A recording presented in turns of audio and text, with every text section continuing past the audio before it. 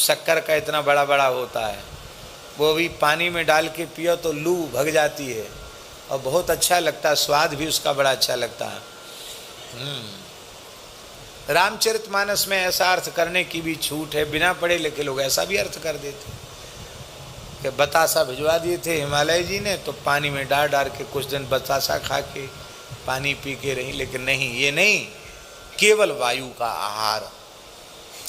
वायु का आहार क्या है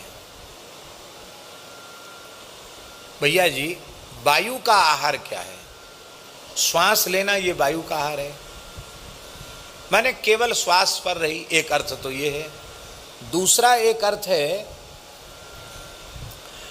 कि जैसे अन्न के आहार की विधि है, जैसे जलाहार, फलाहार, दुग्धाहार ग्रहण करने की विधि है, ऐसी ही पवन के आहार की भी विधि है, वायु के आहार की विधि है।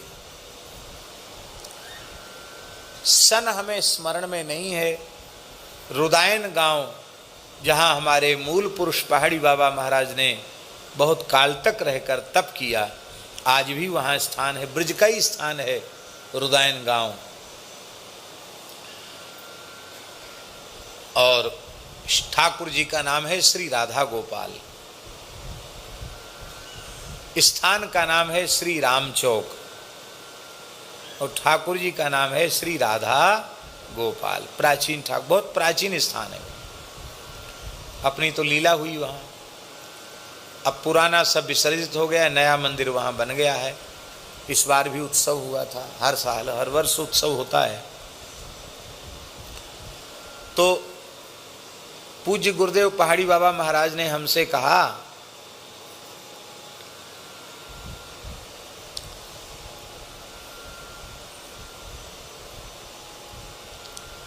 हमको कथा सुना दोगे? ये बात 1995 के पहले की है। तब खाक चौक में हमको उन्होंने अपने स्थान पर नियुक्त नहीं किया था, तब की बात है। 1995 के पहले की बात है, शायद 93 या 94 की बात होगी। हमसे बोले हमको कथा सुना दोगे? हमने कि हाँ जरूर, आपकी आज्ञा। बोले रुदायन हमारे पुरखों का स्थान है, ऐसे बोलते थे महाराज जी, हमारे पुरखों का स्थान है, महात्मा भजन करके वहाँ सिद्ध है गए, बड़े बड़े सिद्ध भये वहाँ। हमारी इच्छा है कि तुम वहाँ कथा करो तो वहाँ के जितने सिद्ध हैं सबकी कृपा हो जाएगी। बहुत अच्छी बात है, जवाब किया। और देखो बच्चा, मैं रहूँगा श्रोता। फिर बोले ए दक्षिणा बताओ, क्या लोगे दक्षिणा? मैं लज्जित हो गया। मैंने कहा महाराज जी आप क्या कह रहे हैं, क्या दक्षिणा लोगे? आप आशीर्वाद दीजिए। बोला हाँ ठीक। तो गांव के एक आदमी को बुला के कहा कि कथा होगी, तैयारी करो। कथा की तैयारी हुई। वहाँ पहुँचे तो कल से कथा थी, और आज पहुँचे तो वो लोगों ने गांव में मंच सजा के रखा, एक गद्दा बिछा के, ऊपर से चादर बिछा के, मसनद लगा के, और साड़ियों से सजाया। नई साड़ी, गांवन में ऐसे ही सजाते हैं, माताओं की नई धोती होती हैं, नई साड़ियों से मंच सजाया। और जाते ही महाराज जी तो एकदम नरसिंह हो गए। अरे बाल ब्रह्मचारी साधु लुगाइयों के घाघरा के नीचे बैठ के कथा कहे, है तेरी जय तेरी। अरे गांव के बिजवासियों तुम कुछ नहीं जानते, हटाओ सब। ये घाघरा में बैठ के कथा कहेगा, है तेरी जय रे तेरे, राम राम। घाघरा में बैठ के कथा। सब महाराज निकलवा दिया कपड़ा, तकिया भी हटवा दी। रे ये नई है कि पुरानी? और महाराज उनके यहाँ ते आई, रे ले जाओ यार। खाली तखत, 2 टाइम की कथा।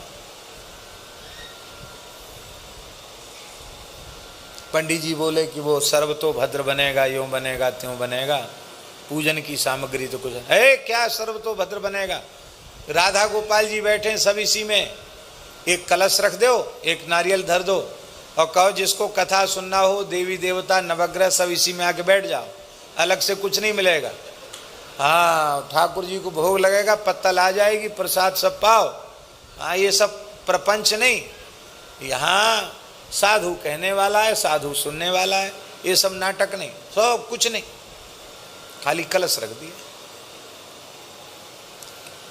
और महाराज जी की अपनी आसन जिस पे वो विराजते थे, हमें इतनी बड़ी आसन थी, उस आसन को उन्होंने बिछा दिया। बोले देखो ये पवित्र है, इस पर बैठ जाओ। महाराज जी, भाई मैं टाट पे बैठ जाऊंगा।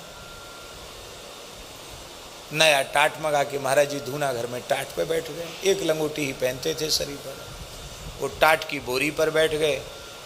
हमने कहा महाराज जी आपकी आसन पर हम, अरे बकबक करते हो, व्यास मनुष्य नहीं होता, व्यास नारायण होता, बैठ जाओ।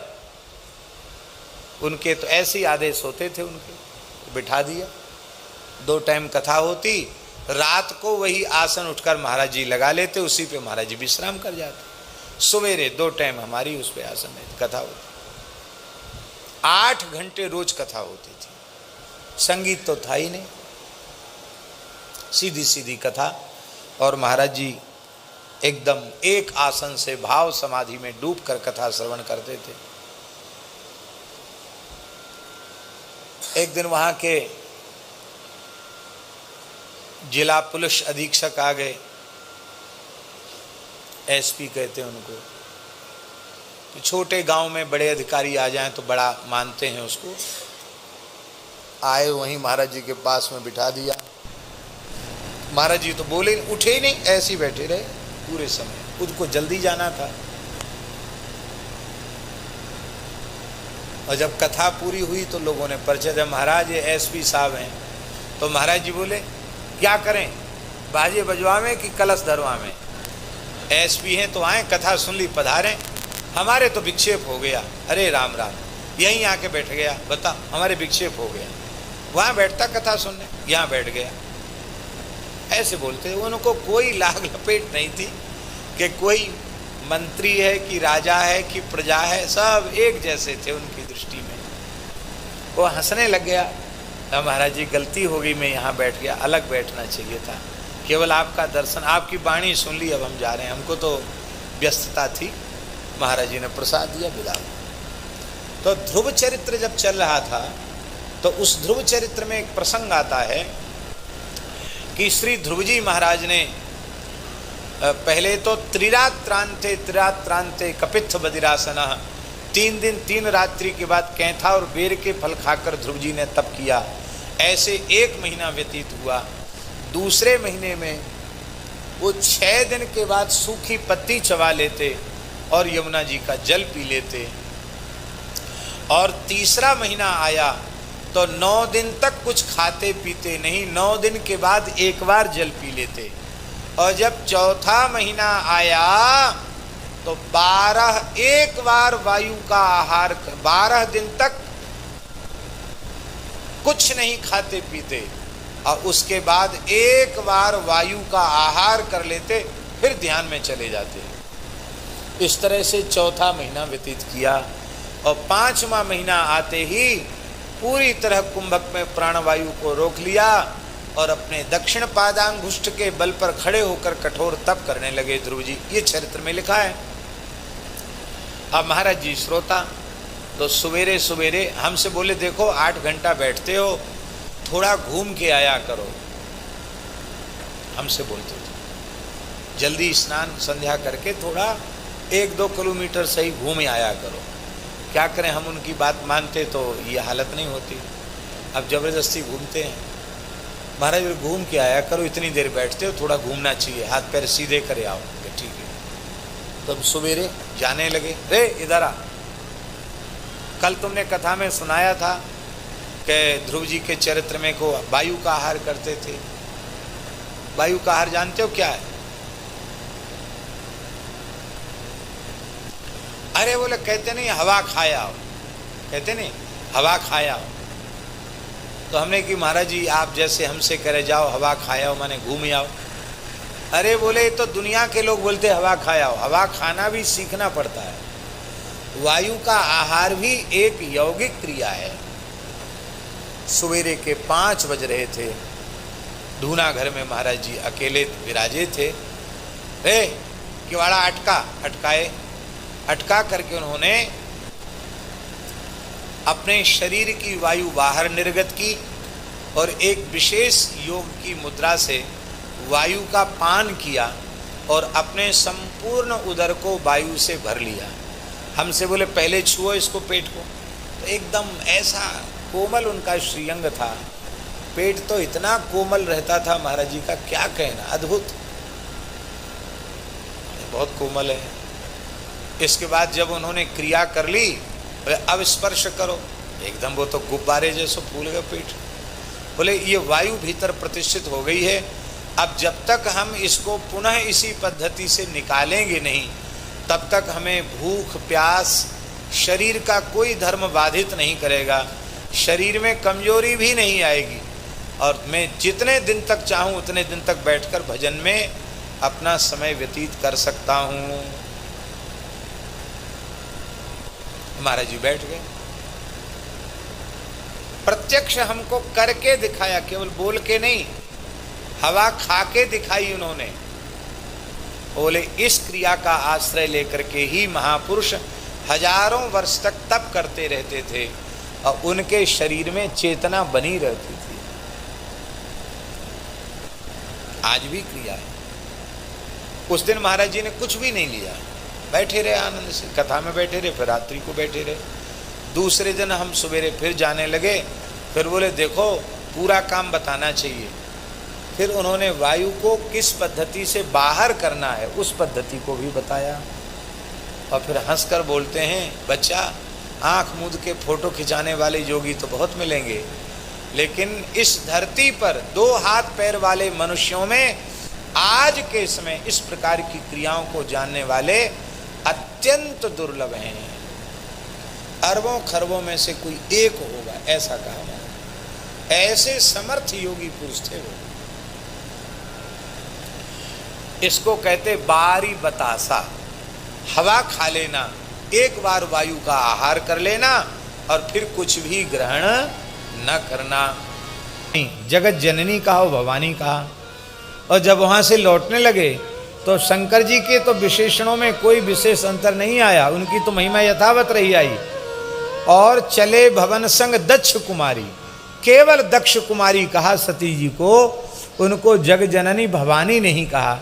इस संबंध में हमने संतों से गुरुजनों से सुना है कि वस्तुतः सती भगवान शिव की आह्लादनी शक्ति हैं, अर्धांगिनी शक्ति हैं।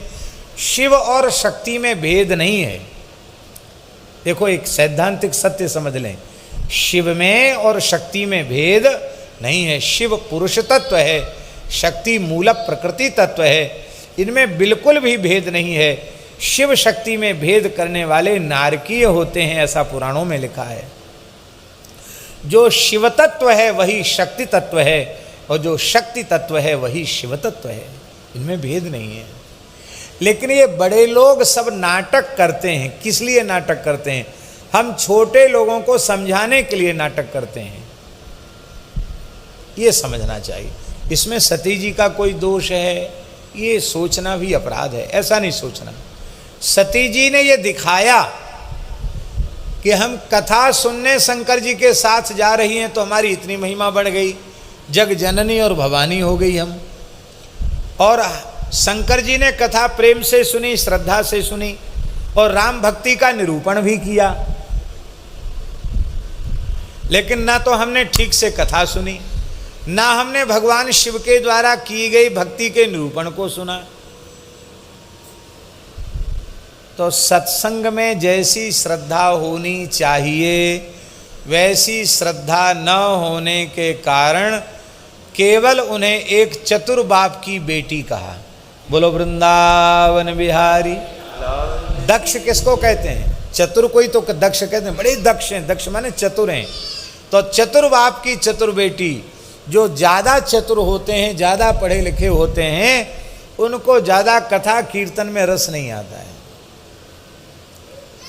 वो तो सीधे ही कहेंगे आप उपनिषदों को सुनाइए, ब्रह्म सूत्र सुनाइए और शांकर भाष्य सुनाइए। अरे भले आदमी, पहले तुम ये तो विचार करो कि दर्शन शास्त्र श्रवण करने की पात्रता तुम्हारी है?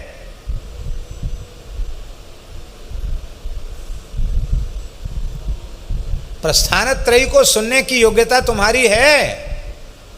तुम वेदांत श्रवण के अधिकारी हो क्या? क्या आहिलौकिक पारलौकिक भोगों में तुम्हारा वैराग्य उत्पन्न हो गया है क्या? कुछ नहीं।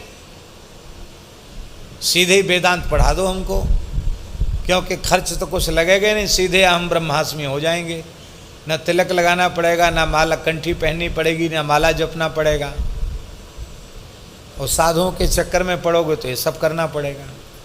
पर भैया हाथ जोड़कर प्रार्थना है, यदि आप भगवत शरणागत नहीं होते हैं, हृदय से हरिनाम का आश्रय नहीं लेते हैं, हृदय से वैष्णवता को स्वीकार नहीं करते हैं, तो ये वेदांत का श्रवण तुम्हारे लिए किसी प्रकार का लाभ नहीं देगा। आपका समय खराब चला जाएगा। सबका फल है भगवान का। हम निषेध नहीं कर रहे। अब की बार श्री त्रुमनदास जी ने हमको कहा कि आप बहुत से ग्रंथ जगह जगह सुनाते हैं, अच्छी बात है, वैष्णवता विभाग कर सुनाया। अब एक बार आप पूरा उपनिषद सुनाइए, सब उपनिषद सुनाइए और ब्रह्मसूत्र भरी सुनाइए, गीता जी भी सुनाइए। प्रस्थानत्रयी पर एक बात विधिवत प्रवचन कीजिए, जिसमें लोगों को कम से कम वैष्णव सिद्धांत के अनुसार इनका भाव क्या है लोगों की समझ में आवे। हमने कहा हमारी योग्यता वैसी नहीं। बोले नहीं, योग्यता वाली बात तो हम समझते हैं, वो कोई बात नहीं, लेकिन आप कहिए। तो मैंने उनको कहा है कि हमारे वृंदावन की भूमि तो इस प्रवचन के योग्य है नहीं हैं। यहाँ वृंदावन में एक महात्मा कथा कह रहे थे, हमारे महाराज जी ने उनको कथा के लिए बिठाया था सुदामा कुटी में।